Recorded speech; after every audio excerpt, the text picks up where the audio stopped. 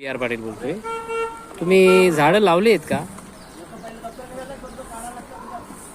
हे बघा, हा हे झाड आता मागच्या वर्षी लावलेली, पण ते आता जगलेली आहेत असं मला वाटतं.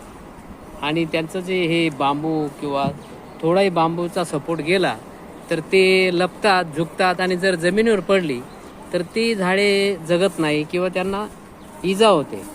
म्हणून आता बघा, ते पुढचं झाड आहे हे, बरोबर आहे, पुढचं झाड आहे ते त्याचं वजनाने किंवा वारा वांधी किंवा पाऊस, तर हे अशी झाडं लपतात. तर हे लपली की त्यांना चांगला पक्का बांबू तुम्ही लावा, त्यांच्या उंचीप्रमाणे बांबू लावा की जेणेकरून ती झाडं जगतील. आता मागच्या वर्षाचं झाड हे मागच्या वर्षाचा पावसाळा खाल्ला त्याने, आता ह्या वर्षाचा पावसाळा खायला आणि ही जगून जाईल. म्हणून माझी विनंती आहे की झाडं लावली तर ती जगवायची आपली शाश्वती पाहिजे, गॅरंटी पाहिजे. आणि विशेष म्हणजे झाड लावलं म्हणजे ते जगायलाच पाहिजे अशी आपण जर मनाला खंबीर अशी प्रार्थना केली आणि जर त्याला पाणी खत देत गेलं तर अशी झाडं हे होतील.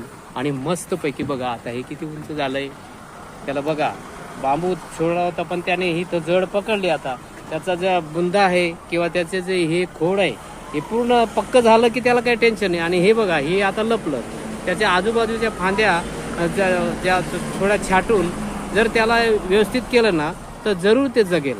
ओके, चला bye, see you, best of luck. हरित भारत आणि हरित क्रांती, वृक्ष लावा आणि वृक्ष जगवा, झाडे लावा झाडे जगवा. बघा मित्रांनो, ही मागच्या वर्षी लावलेली झाडं मागचा पावसाळा खाल्ला, आता बघा केवढी झाली.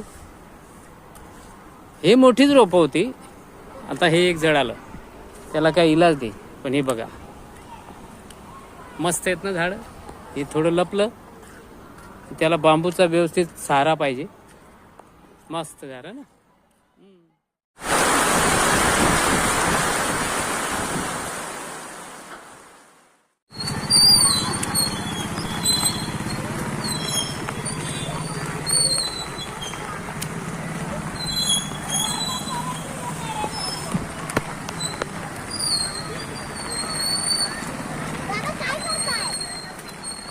हे बघ पाऊस कसा पडलाय.